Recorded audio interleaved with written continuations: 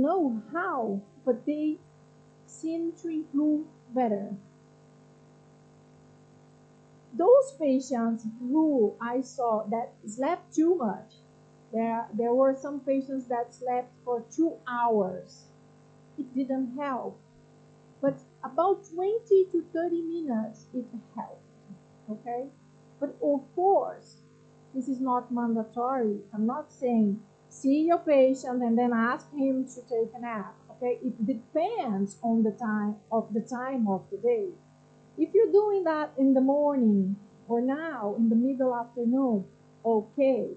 But if you do that after 3 o'clock in the afternoon, this will be bad for night sleep. Okay, so precaution here. Other study showing the sleep spindles, that microarchitecture feature that we saw this morning in midday naps can enhance learning in preschool children. So what we see here is these gray bars show that the nap condition compared to controls that didn't nap, they had impaired. Um, those who didn't nap had impaired learning. So napping is just like I told you, seems to be a good thing. But there's a lot going on about what is napping, how long napping should be, what time of the day should we nap. Is nap good for everyone or not? In Brazil, I don't know here, but in Brazil, school starts at 7 in the morning. So this study from more than 10 years ago showed that delaying school start time from 7:15 to 8:30. So you see, it's not much. It's just 1 hour and 15 minutes. Delaying school would increase alertness from preschool and adolescent sleep and will decrease depression in this population. What are we doing now? Just changing 1 hour of the starting school. So we have a movement in Brazil trying to change the school starting hours, but I know there's a lot involved in that, and we didn't succeed. We didn't have success in that until now, but we are trying to. Now we see the effects of 53 hours of sleep deprivation on moral judgment. So if we see here on sleep deprived subjects, the red one is moral personal judgment that comes better when comes worse, when sleep deprived. You see all these are worse compared to this one. But see, non-moral judgment of what is appropriate is higher compared to controls, and it's even higher when it's inappropriate behavior. So lack of sleep impairs our moral judgment.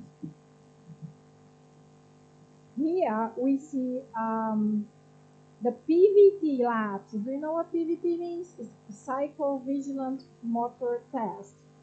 It's a small box that's given to the patient, and the patient has to follow the instructions of the lights and press the buttons quickly. And we have an amount of time that is considered normal, and beyond that, it seems that it lacks attention. Okay? So, when the subject is sleep deprived, he didn't sleep at all, non-sleep, you see that lapse of attention are worse. The same thing happens when we have 4 hours of sleep or 6 hours of sleep. Very, very different than 8 hours of sleep. Am I saying that 8 hours of sleep is great for everyone? No, we're going to talk about that soon. But but is a considerable amount of sleep.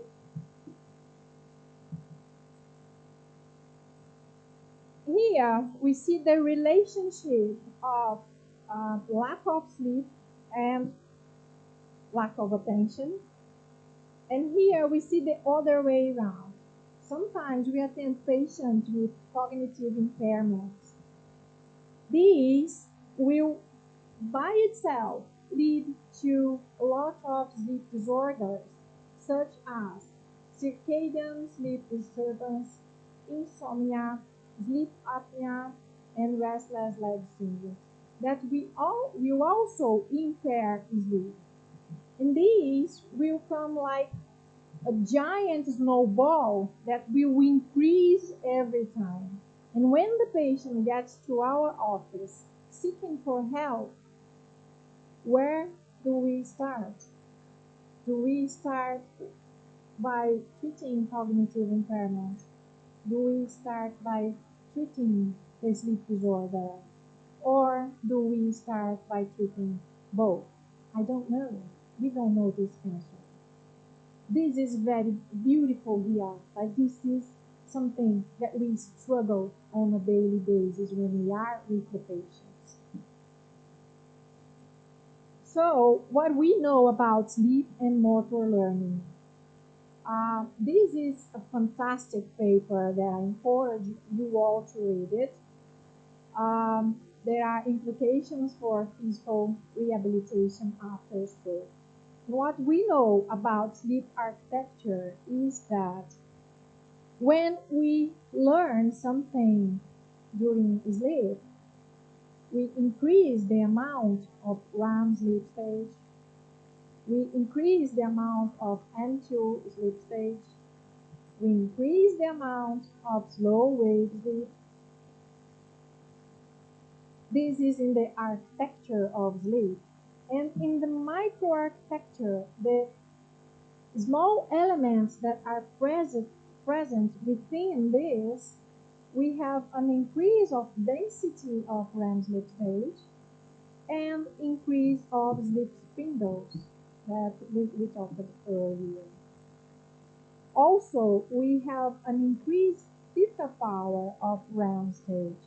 So these are specific features of the microarchitecture of sleep. This will become more easily comprehensive as we go through the course, okay?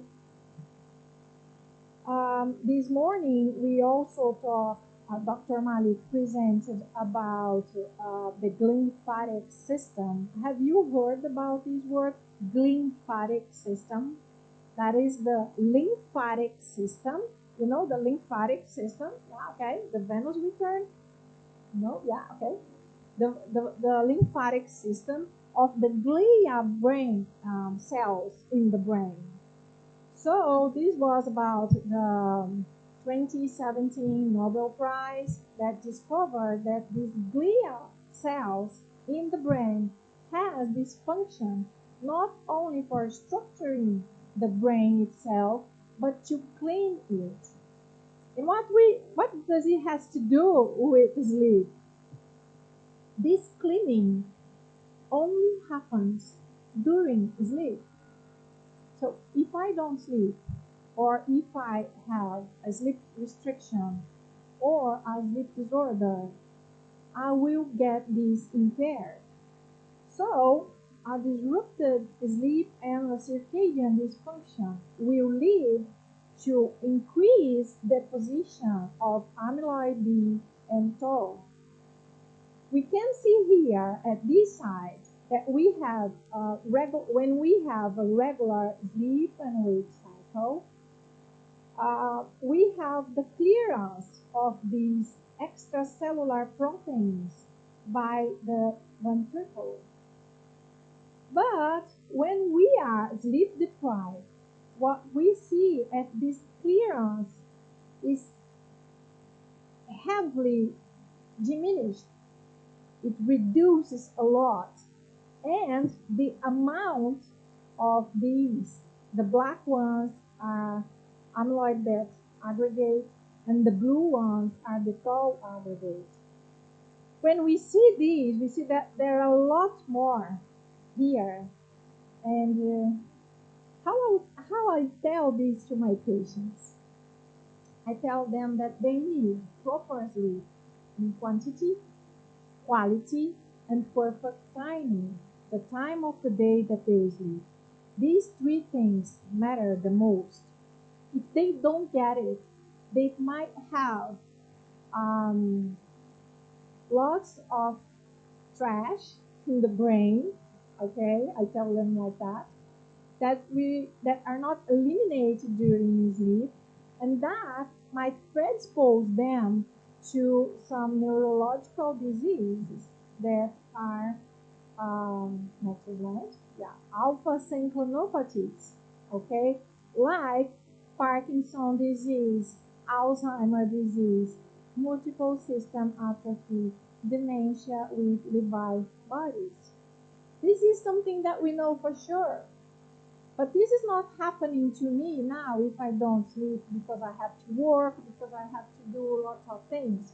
This is going to happen to me because this trash will accumulate as long as I live. And this will happen to me when I'm 70, 80, 90. Okay? And we also know that these alpha synchronopathies can lead to a disorder that we are not mentioning in this course called REM sleep behavior disorder. So I'll take a few minutes to explain it now. REM sleep, you've learned this morning that REM sleep has a unique feature. Someone over there asked about it. Um, what happens to our muscles when we are in REM sleep stage? We have muscle atomia, okay? So muscle atomia is a feature, is the main, one of the main features of REM sleep stage.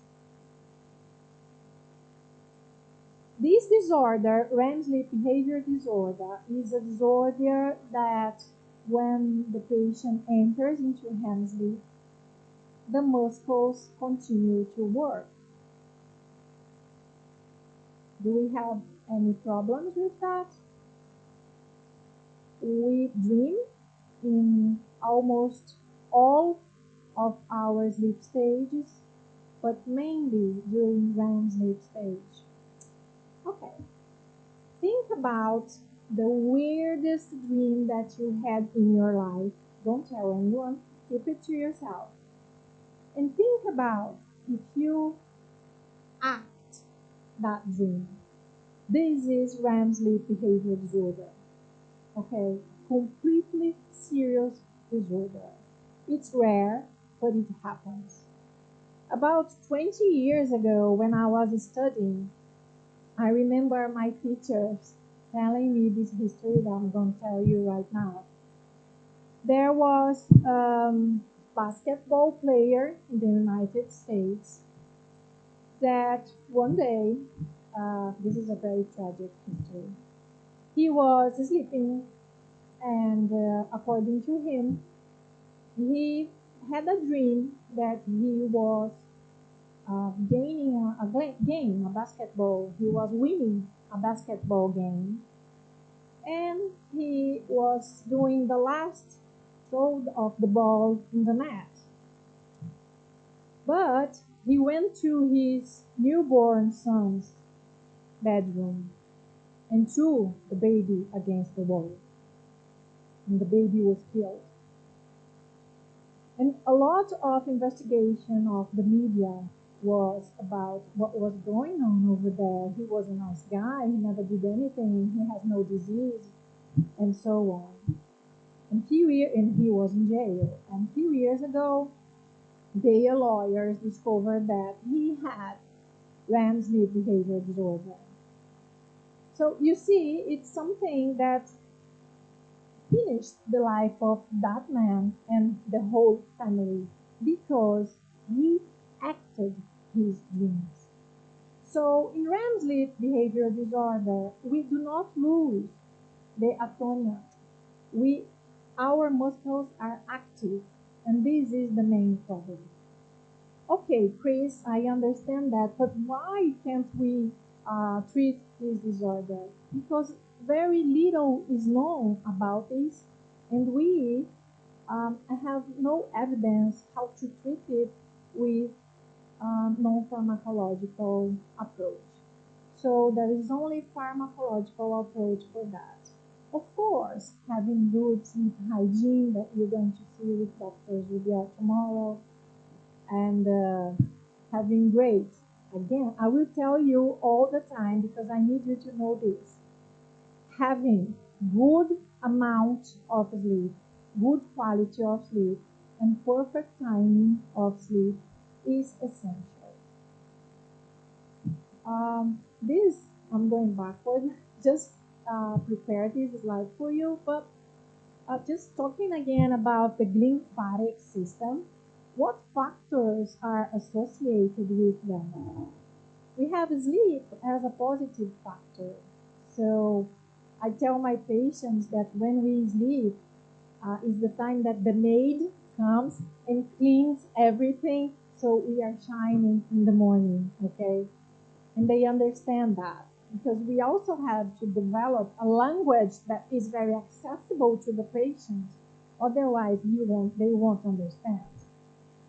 And the negative factors associated with the lymphatic system are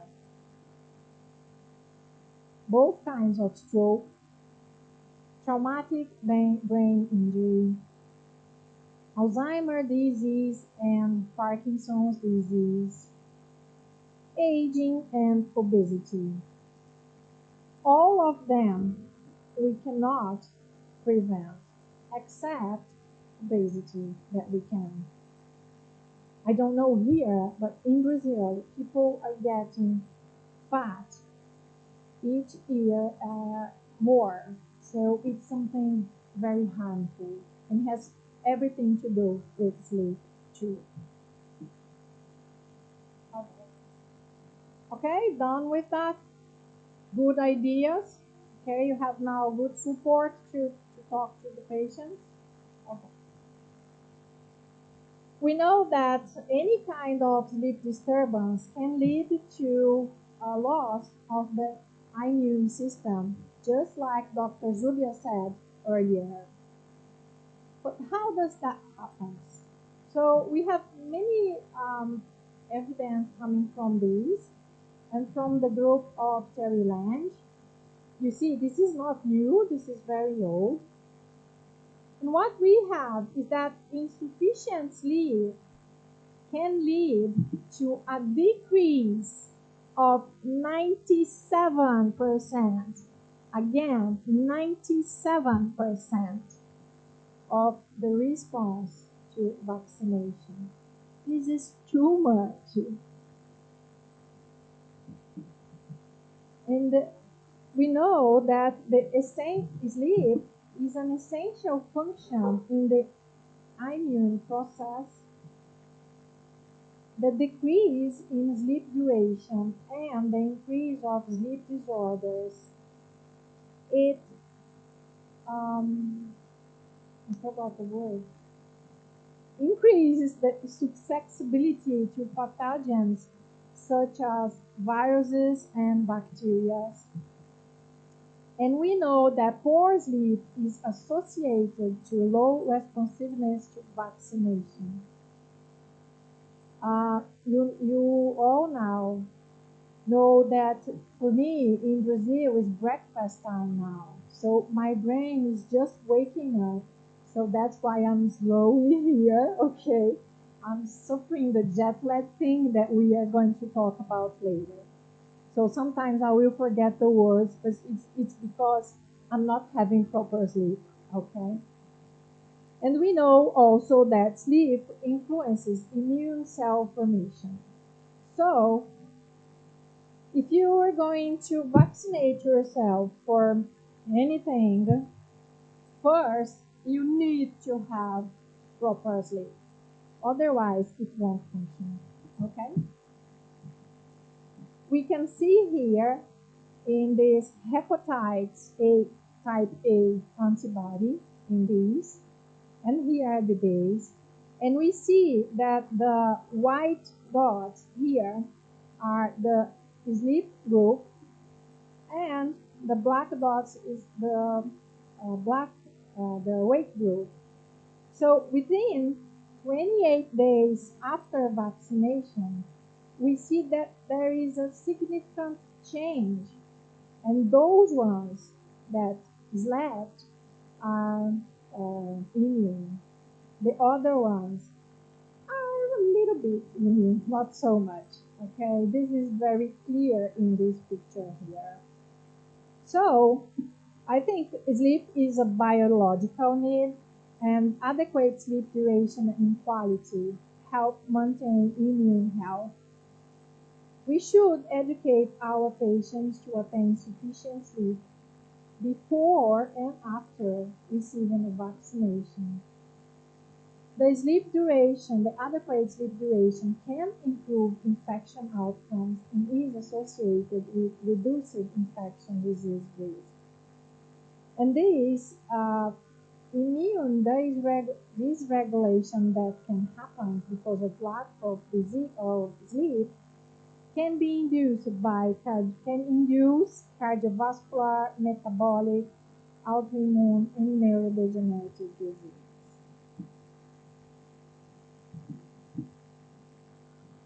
Any doubts? I'll be happy to answer. Are you okay?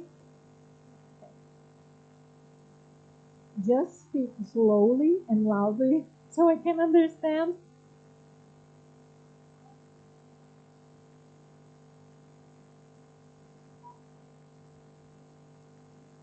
Of school commencement from 7:15 to 8:30 is increasing focus. So how is it physiologically possible? Okay, I will answer you with example from my son. I have a 14-year-old boy, and until last year, he studied in the afternoon period. So his class would start at 1 o'clock in the afternoon and goes to 6 o'clock. But now that he's a grown up, there are no afternoon classes for them. And the classes start at 7 in the morning and it stops at 12:45 something. And what I noticed in my son this year is a completely lack of attention and irritability. So he's angry with everything. Okay, I know he's an adolescent, but last year he was also an adolescent.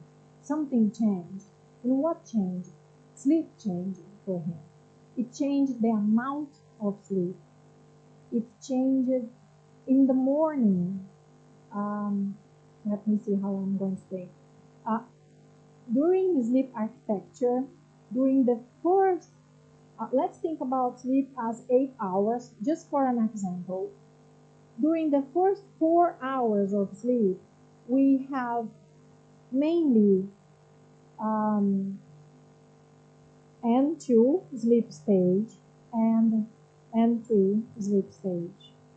And during the second half, we mainly have REM sleep stage.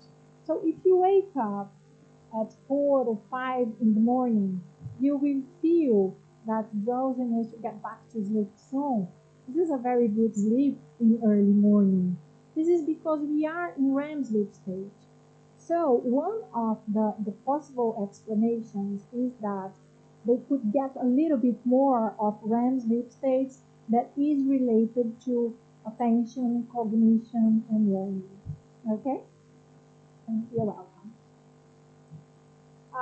About pain modulation now, what has Professor Zubia told us earlier about this relationship of pain and sleep. And I always say to my students that I love this paper, but I think it's not the best paper I read because I'm not an author. I would love to collaborate with this paper. So what they did, Dr. Treat's group, they got some healthy volunteers and they sleep deprived them for one night. So no one had any health problems. Okay, all healthy, all young. They had no pain. And they stayed for one night awake at the lab. In the morning, they had, of course, increased somnolence, okay, but they also had increased anxiety, increased heat hyperalgesia, increased cold hyperalgesia, increased pressure hyperalgesia, and increased mechanical pain sensitivity. And how do they know all of these things? Because these are proxy measures of pain. Pain is not an objective, we cannot measure it objectively. It's both subjective and objective. But this was done trying to be objective. This was done through quantitative sensory testing that is widely used to measure one side of the pain. So, with one night of sleep deprivation, the subjects were all like this. And I'm sure you, maybe all of you had one day the experience of not having proper sleep or having sleep restricted for the whole night. And my husband, he always says to me that I look like a lion in the morning when I don't sleep well. Okay, because I got so angry and mad with everything, and mainly about him. So this is one of the seminal papers, and if you have interested, I highly recommend you to read it. This is another paper from 2008 that is great. It's about sleep duration and how the duration of sleep, the quantity of sleep, is related to the next day pain reports. So what we see here is the hours of sleep, okay? 2 hours, 4 hours, 6 hours. And here we have the mean pain. Pain in this study was measured by questionnaires. So as we increase here, we increase pain, okay? And what they saw is that if we increase pain, if we decrease sleep, we will increase pain. Okay, this everyone knows, okay? The middle way is that between 6 and 9 hours of sleep, that is the recommended amount, we have diminished, decreased pain. But if we have more than 9 hours, if we have more than 9 hours of sleep, we also have increased pain. Oh my God, this is new stuff. So it's not only less than 6 hours of sleep that is related to pain. More than 9 hours of sleep is also related to increased pain. So things becomes a little bit difficult now because I do have lots of patients, even the youngest ones, that they say that they sleep 10, 11, 12 hours. This is no good. You have to be attention to that. You have to pay attention to that. So this is the whole graph showing that less than 6 and more than 9 hours of sleep, we have pain intensity increase by reports. Okay? This is Zubia showed before. This is a very good paper on this sleep and pain relationship by the group of Dr. Gilles Lavin in Canada. And this is my friend, Hero Bablioni, where they put this thing here you see the arrows, and Professor Zubia was talking about this relationship of pain and sleep. Being at first in the scientific community, we thought that this relation was bidirectional. So, poor sleep contributes to enhance pain, and a patient with pain will have disturbed sleep and poor sleep, and these will come to each other.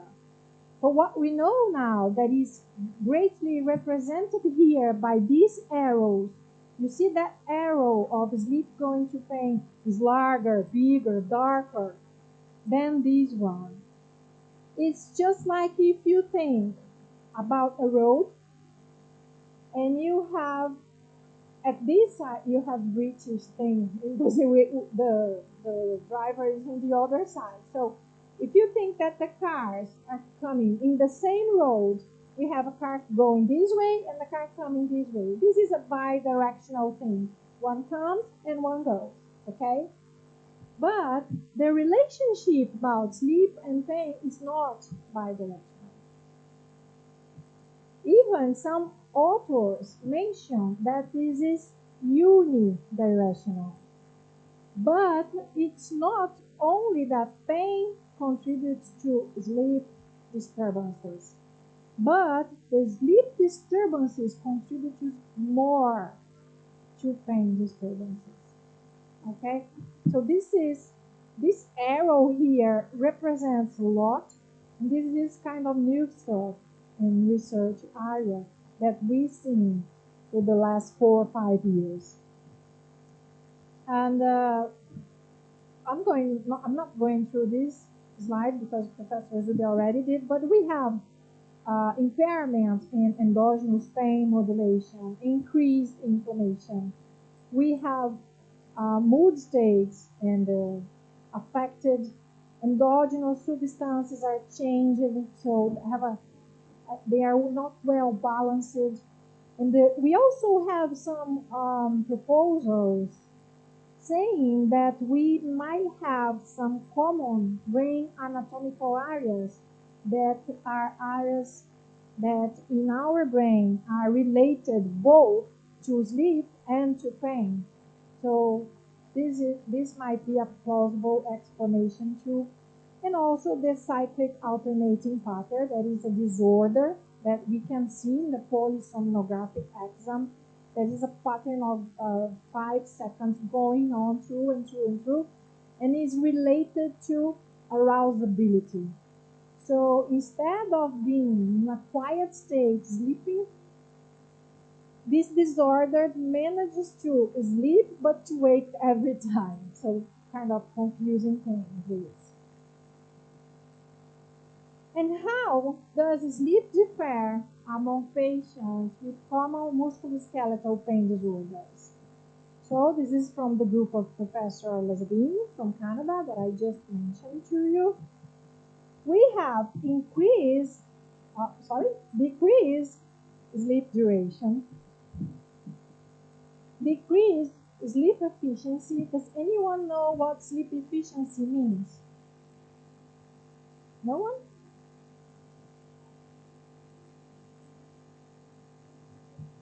Rejuvenate more as compared to if we sleep in the daytime. Something like that. Yeah, but sleep efficiency, you're right, but sleep efficiency is a concept that is the time that you were in bed divided by the time that you were definitely sleeping multiplied by 100. So we get a percentage over there. And we used to say that above 85% of the sleep efficiency is good. Below 85%, it's not.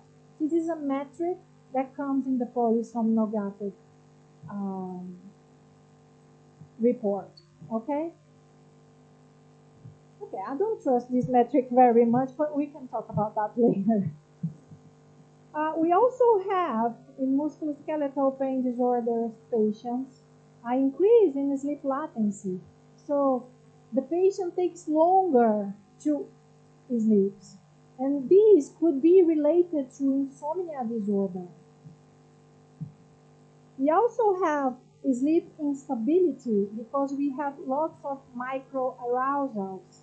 In these microarousals, the brain wakes up, but the subject doesn't because it's not processed in the cortex area. So the patient says, I sleep the whole night. And you go to the polysomnographic sheet and you look at that and you say, how come he wakes up every time with these microarousals?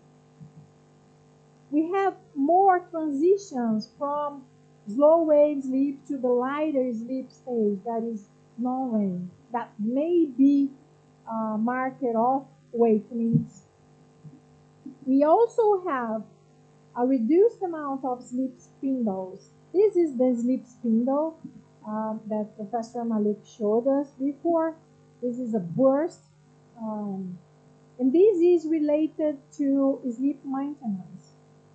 And we also have a common disorder that was discovered in 1975, the year that I was born, by Dr. Moldovsky and colleagues. That is called alpha wave intrusion in delta wave sleep. This is an intrusion of a very quickly EEG wave into a slow wave sleep. So there is an intrusion of one sleep stage in the other sleep stage. And this is very common in musculoskeletal patients. So if we see a polysomnography with that feature, we know that something with pain or musculoskeletal might be going on. Back in 2018, we did this review about this relationship between sleep and pain. So we wanted to see in the literature what we had about this relationship. And we saw that exactly what I just told you with this black arrow here, that yes, there is a bidirectional relationship. One contributes to worsening of the other, but sleep is, when we have problem with sleep, this relationship becomes worse, mainly when we have longer times. Okay, so studies shows to us that in 10 years, 17 years, or even there is a study that shows that 22 years of pain-free subjects, but with any kind of sleep disorders, will develop musculoskeletal pain. So this is not something that happens very quickly. Thanks a lot. And related to pain conditions, we have this sleep deprivation pattern that sleep contributes more to pain conditions than others. The same thing for insomnia. Not the same thing for sleep apnea because we don't have plenty evidence to that. But sleep apnea patients might also present pain, okay, induced by the sleep apnea pain. In narcolepsy, when we did, this is from 2018, 2 years ago, but when we did that, we didn't find in the literature relationship between narcolepsy and pain conditions. Narcolepsy is a disorder of excessive sleep. So I have a friend with narcolepsy, and we didn't know that he had narcolepsy. And one day we were out, dining out, and he suddenly slept in his plate. He slept. And everyone was laughing and thinking he was joking. And I saw that and I said to my husband, this is narcolepsy. He gotta go to a doctor immediately. And 2 minutes later, he woke up and said, oh, I'm sorry. This happens to me all the time. And everyone was laughing. So he went to a doctor and he has narcolepsy. So he has loss of muscle atonia during wake. So this is another disorder, sleep disorder, that happens because of the intrusion of REM sleep stage during awakening. So maybe I'm going to show you some videos. The person is speaking and suddenly it lays down because it loses the autonomy of his muscles. By this time, we didn't know any relationship between narcolepsy and pain conditions. But 1 year later, my supervisor in postdoctoral, he is strong researcher for narcolepsy. He's a neurologist, and we have in Brazil a specific ambulatory for narcolepsy patients. So people from all over Brazil come to see us, seeking his help because he is the expert. And he performed with our group at that time. He performed a study, and we saw that patients with narcolepsy had 40% more chances of having pain than controls. So that was, oh my God, almost saying that almost half of the patients with narcolepsy will have chronic pain. This is a huge thing that we have to treat and to address. And finally, sleep bruxism, that is a disorder that we are talking on the fourth day, I guess. That is a disorder that we cringe and our teeth. And this, someone asked in the morning why the polysomnography, one of the polysomnography electrodes is placed in the fin. Who was that? Yeah, the polysomnography electrode is placed in the fin to diagnose this sleep bruxism. This is the reason that it's placed here. Okay. Then we have a pattern of grinding and bracing the teeth. And if this shows in the polysomnography and the patient complains of morning pain, morning headache, neck pain, this can be related to sleep bruxism. But at that time, we didn't have this relationship in the literature. Nowadays, we have. We know that they are related. Okay? Any questions? I have something more I have to tell you. Good news, but I'll take the question first. Loud, please.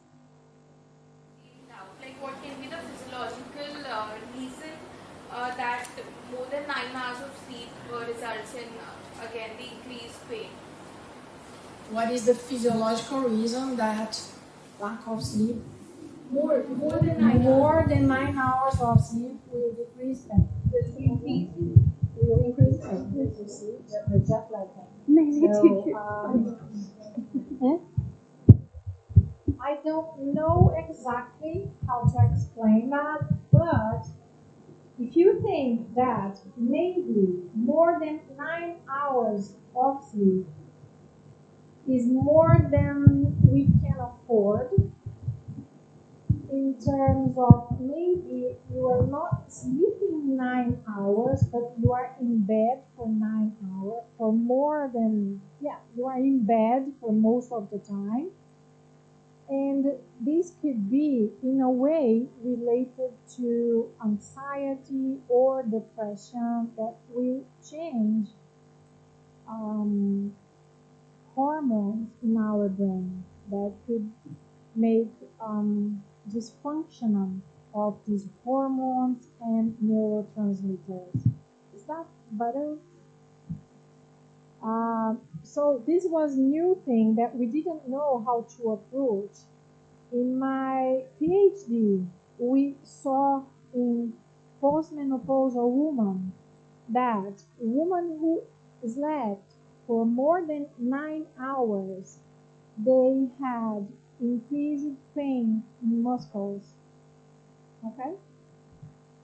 The good news that I want to tell you is that in December of last year, I should have put it here, I'm sorry.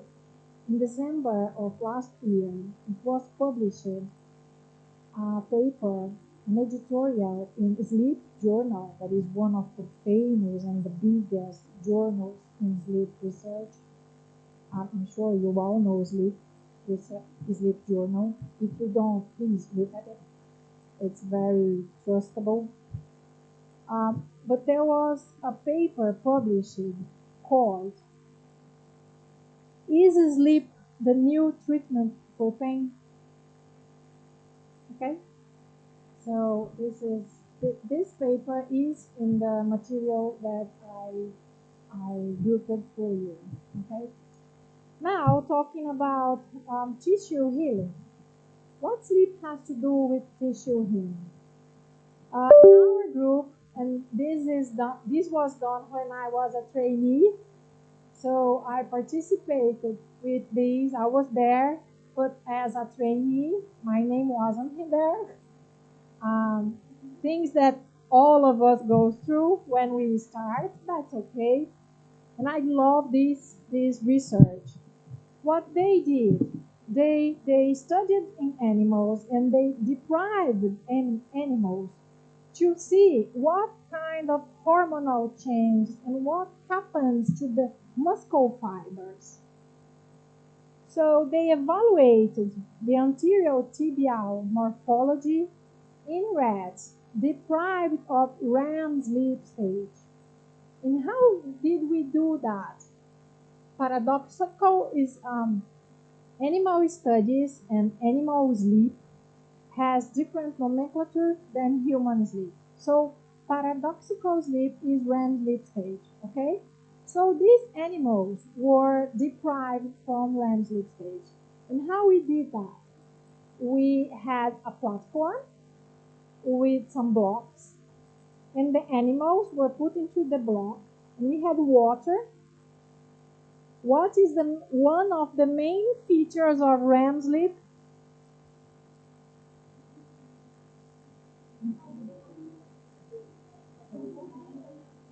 Musculotomia. So what happened to the rat when the animal reached REM sleep? Musculotomia. He fell into the water and then he woke up and got back to the position. So this is a method that we deprive these animals from specific sleep states. Okay? And then we wanted to see in the anterior tibial what happened to the muscle itself. It has been our dream to see in humans, but the ethics committee of Brazil never approved. I said that they could do it in my leg. I would be happy to share my tibial anterior, but the committee never approved.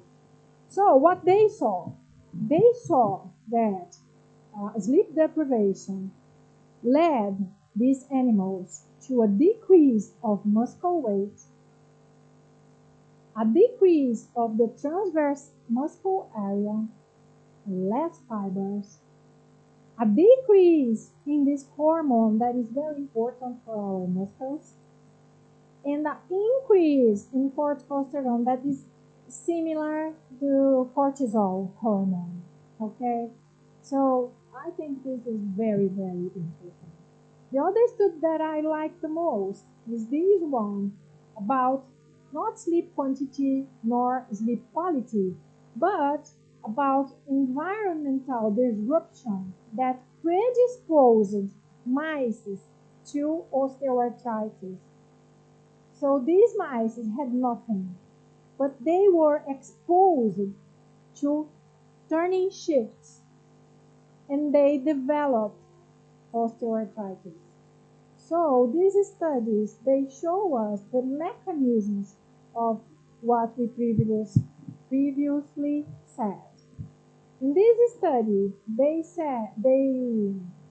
saw inflammatory signs, catabolic activation, and onset of the knee cartilaginous degeneration in the animals. Can we translate that to humans? No, of course not. This is animal studies.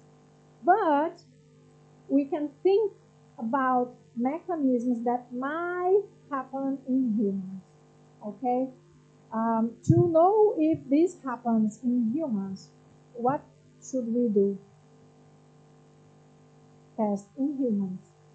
But in Brazil, the ethics committee wouldn't approve. So this is what we have.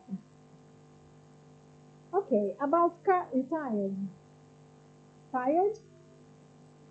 Okay, please. Okay. Okay, got it. Slowly and loud, please. What is? I want to know regarding the percentage of the muscle loss. Hmm. And If after, I'm not wrong, it was something about 23%. and in how many days? They did 98 hours. In 98 hours, Ni- 23% loss. Too much, isn't it? And what about the testosterone and other hormones? I don't remember, I'm sorry. I will be happy to share the article. I think this is also in the material, okay, that I gave to Dr. Zubin. About cardiovascular risk, we know that lack of sleep or any sleep disturbances increase cardiovascular risk. So, back 3 years ago, 2.5 years ago, the American Academy of Heart Association, something like that, included sleep into the life essentials 8. And this was a huge step for us, along with nutrition, physical exercise, and so on. So sleep is there. We need sleep to our heart and cardiovascular system function properly. So what we see here is the cardiovascular effect of partial sleep deprivation in healthy volunteers. Almost the same thing that I showed you in the pain subjects, that paper that I said that I wanted to be part of. And this one was also conducted in Brazil. And what they saw is that we can see here that 5 nights of partial sleep deprivation, this is very common in our lives, okay? Weekdays sleep deprivation because of work, because of too many jobs or something.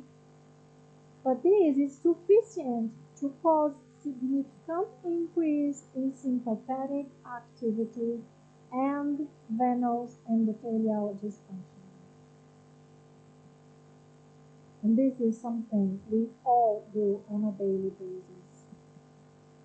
Here we have almost 1.5 relative risk for less than 6 hours of sleep and more than 9 hours of sleep. Again, lots of sleep is no good for your health. So this is from Italy, from Capuccio teams, that sleep duration of less and more than 9 hours are about 1.5 times related to increase in coronary heart disease, stroke, and total cardiovascular diseases. So we also have this same format, U format of the curve, okay?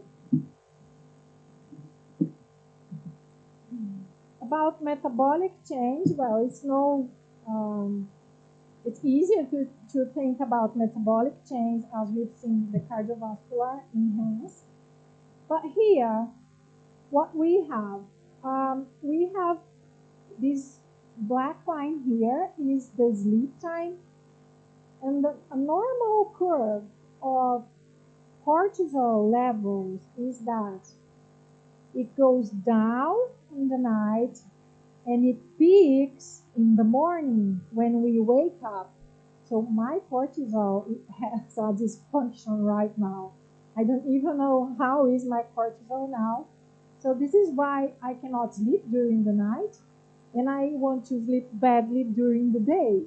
So if I go to sleep now, maybe I'll sleep in 5 minutes for sure. because this is early morning for me in Brazil. So I have to change my cortisol levels while I'm here. So who who picked me up in my room this morning saw me with a strange glass this morning. I will tell you about that later. But this is a thing to help me shift this period. Okay? So back to here. What we have is lower cortisol during night and a peak of cortisol during the day coming down during approaching the night again. Perfect. This is a normal thing. And this study conducted about 25 years ago. You see the sleep here is this blue line, okay? So here we have the hours of a day, and here we have the cortisol levels. What we see is that the blue one is the group that had less than 6 total sleep time. This is in Portuguese, sorry. Total sleep time, it means sleep duration, okay? Less than 6 hours of sleep duration. And this orange group had more than 6 hours. What we see is that the sleep deprived blue group here, it peaks cortisol earlier, and the cortisol is always higher compared to the normal sleep group. And you see that this peak in the cortisol early morning, 6 a.m., is almost a double of the control group. So it's not only that the cortisol goes up and down in a different manner, but it doubles. And what does this have to do with sleep? Maybe this group here will be more hypervigilant, and hypervigilance in sleep is associated with a disorder called insomnia. So we have here all the explanations, but the metabolic these changes will lead to metabolic syndrome, obesity, and type 2 diabetes. Well, this slide is not so good, but it was a picture that I took in a congress that I went in 2018. And we have here the impact of insufficient sleep on hormonal regulation of hunger and appetite. We have here the ghrelin, that is the hunger hormone, and the leptin, that is the satiety, I'm feeling full, I'm okay, I ate a lot, hormone. When we have insufficient sleep, we impact in this regulation. And one of my first jobs when I graduated, of course, was on shift work. And I did a lot of mistakes because I can't bear being without sleep, proper sleep. Besides doing a lot of mistakes that I did inside the hospital, I had a hunger during the night to keep me awake. But I didn't want vegetables or broccoli. I wanted things that could give me energy quickly. Chocolate, sweets, pasta, pizza. And because of that, I put on some weight. So you see, everything is related. And sometimes patients come to me and they say, I don't care about my sleep. I have a patient, a female patient, that she told me, I don't care about my sleep. I don't care about exercise. I don't care about anything. I just want to have a medication or something to put me slim again because I'm overweight. And I said to her, okay, let's try to sleep. Let's try to sleep better. And she is on PAP machines and she's doing great. And she lost 1 kg just because of using PAP machine in 2 months. It is good. Okay? But this doesn't happen to all of the patients. So we have evidence in literature that sleeping well may put you to reshape your body to lose weight. Okay, it's not much. It's about 1 or 2 kg. Okay, but it does happen because of these two hormones here. This is a seminal investigation by Dr. Van Cotter's group in US. This investigation of 21 years ago showed us in 1,000 subjects followed up for 6 years that when they slept for 5 hours compared to the group that slept for 8 hours, these ones here had decreased leptin levels in the blood, increased ghrelin levels in the blood, and increase in about 3.6% of body mass index. Okay? So, again, we have here the risk for obesity and total sleep time or sleep duration. And if we have someone who sleeps for about, oops, sorry, yeah, 2 or 4 hours, that's it. This doesn't exist. No one can sleep 2 to 4 hours. This is not compatible to our living. Okay? But if someone sleeps around 2 to 4 hours a night, it has a 235% increased risk for obesity. If 5 hours, not so bad, but no good, 60% to increase risk of obesity. And 6 hours, 27%. More than 7 hours here is okay. So the curve goes like this. The risk for obesity increases, and the risk according to the sleep hours that decrease. Okay.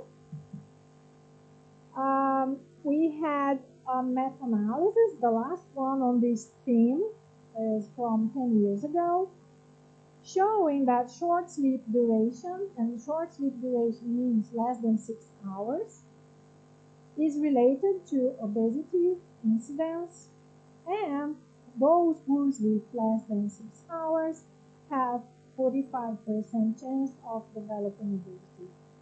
Well, I'm very happy to know that many of you are master's or doctorate or postdoctorate students, so you know that a meta-analysis counts a lot for these numbers here. Regarding insulin resistance, what we have here is the increased risk for diabetes. Okay? There's a lot of articles showing that.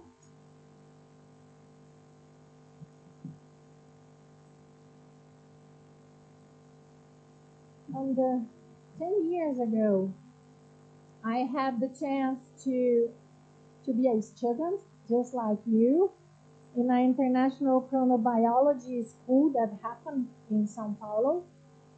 And we went through this evidence that I find very interesting.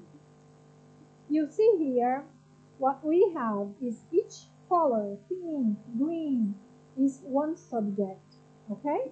So this is one subject, this is another one, this is another one, and so on.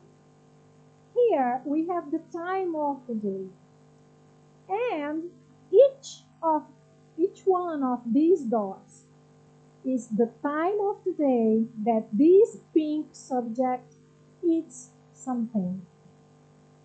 So we have a new eating, these authors and their group presented a new eating behavior that is eating all the time small portions. So you see that this subject wakes up about 9 in the morning, okay?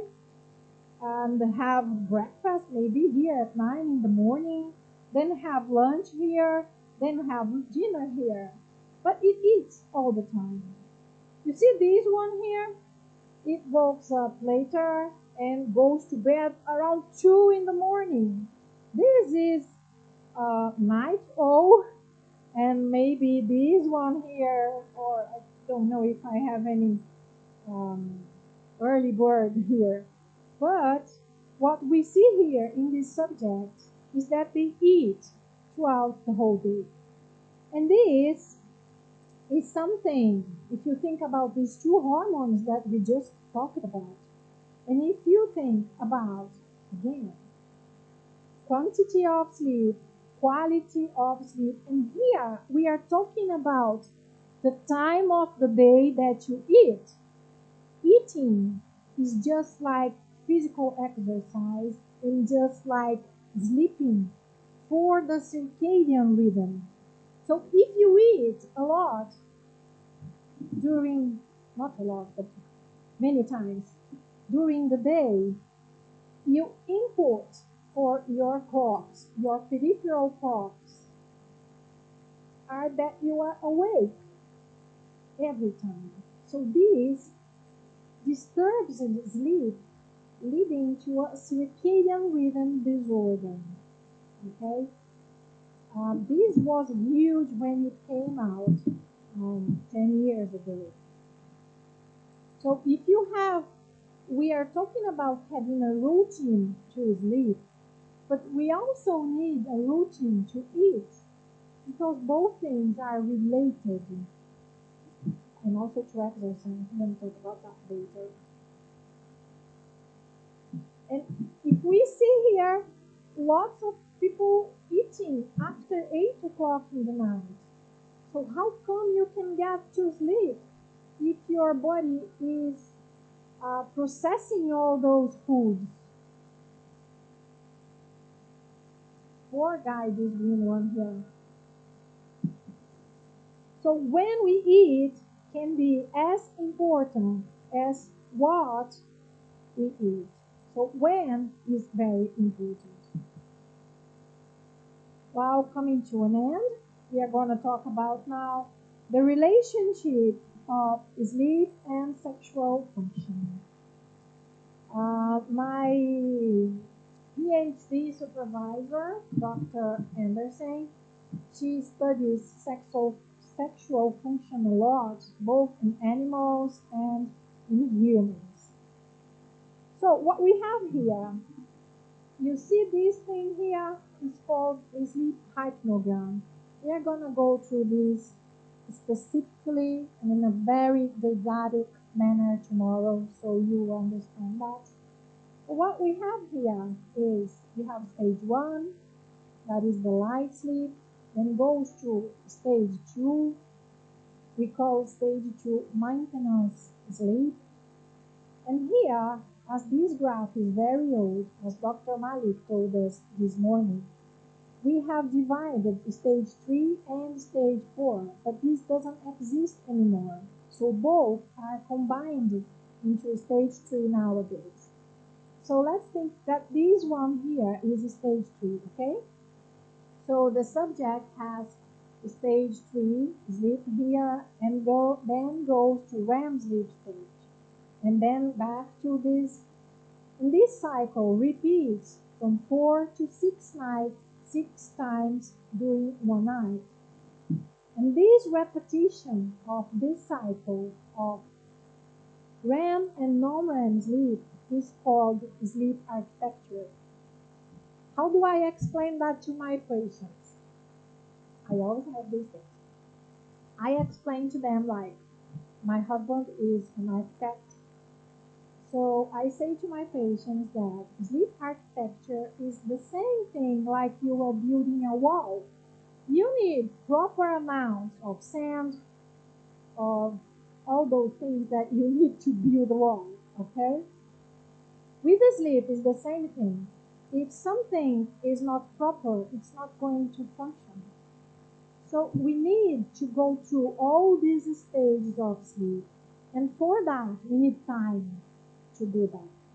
And more than time, we need all hormones and neurotransmitters to work in a orchestrated manner to make sleep happen properly. And here, what you see that every time that this subject enters into REM sleep state, here and here and here, you see that heart rate increases. Heart rate increases. Okay? We see that respiratory rate also increases. And we also see that this subject, of course, this is a male one, it has testosterone releasing during that time. So sleep, REM sleep stage has everything to do with testosterone. I have a patient. He is a dermatologist. Yeah, the physician who takes care of the skin. Yeah, dermatologist. Okay.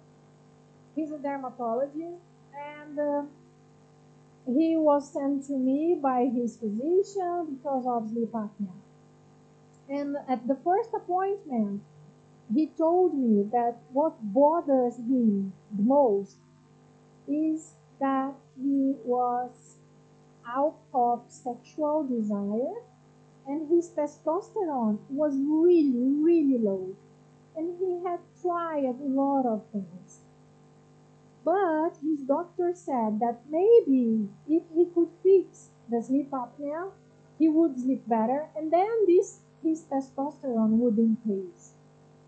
Well, as he said that to me, and he, oh, there's a small bug here.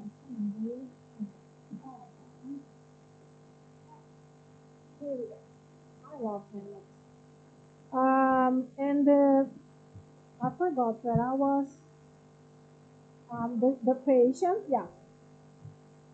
And as he was a doctor, I told him, do you mind? Because in Brazil, I cannot prescribe an exams. I think you cannot do it here. And I asked him, as you are a patient, can you prescribe yourself uh, exam for testosterone level that you can do before you start the pop device? And then we take that 1 month and 3 months and 6 months and 1 year just to see how your testosterone will fluctuate. And he said, yeah, sure, nice, I like that. And he did that. And believe me, his testosterone increased because of his sleep. I was astonished with that. We wrote a clinical case paper, but we are having trouble to publish that. So it's not easy. You all know you live in this area. We also experience these things. This was a nice thing that I learned from him. And we see that sleep deprivation is also related, both in men and in women, to increase infertility. So we have quickly in this 1 hour and a half, almost 2 hours, seeing how sleep impairs in all those systems. And I hope this is clearer now for you. I tried to bring this in a very concise and didactic way. But if we think that we can also think about the relationship about mental health, and this is homework. So you will find out about that, about mental health, about pregnancy problems related to sleep, about dermatologic issues, about cerebral vascular risk. There is an increased risk of about 72% for patients with sleep apnea to have ischemic or hemorrhagic stroke. So 72% of increased chance of having a stroke just because you have obstructive sleep apnea is something huge. We also have this relationship with endocrinology. I told you a little bit about metabolic risks, balance and coordination. Some studies are showing up, popping up right now. I hope to see some studies from your center here too on this thing. And also about cancer risk. So we know now that sleep impacts in all systems. Just a small history, getting something that Professor Malik told in this morning. He told you about one of the main researchers in sleep science that is Rich Taffin, if I pronounce it right. Um, he and William Bennett, back in the 60s, they started to study sleep, and they decided to see what organ or what system would be most affected by sleep. At that time, they believed that one organ, like the brain, for example, would regulate sleep. So if something happens to the brain, sleep is not working. Something like that they thought. And they deprived animals, rats, for 3 weeks to see what happened. And then the animals died because of lack of sleep, and they went to all the tissues looking for an answer for their question. And guess what? All the systems were impacted. They couldn't find one organ related specifically to sleep. All the systems failed. So, as I said, at the end of my lectures, you always see this icon. So you have lots of interesting reading materials regarding all the texts that I presented and things that you can use to go further.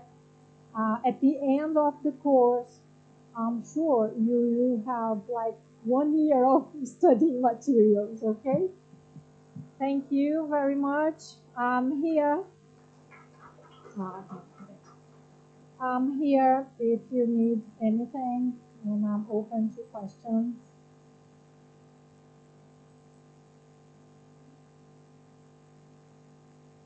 This is my email. You can email me if you need something. The website of the clinic and the Instagram are not yet in English, but will be by the end of this month. So I kindly invite you if you want to follow us. I'm not a web person. You will never see me there. You see my partners because I'm a little bit shy. No, I'm not, but I don't like it. Just don't like it. But if you need any help, like I'm doing master in pain and sleep and I need to collaborate, or I need something that you said that I can look for or read or anything, I'll be more than happy to help. And I'm happy that I managed the time because I was worried. Thank you very much.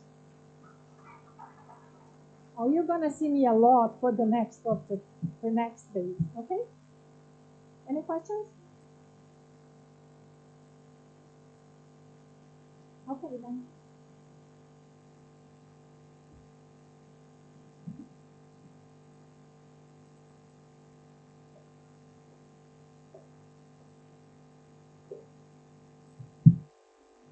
Thank you, Dr. Christina ma'am, for such a comprehensive and thought provoking session.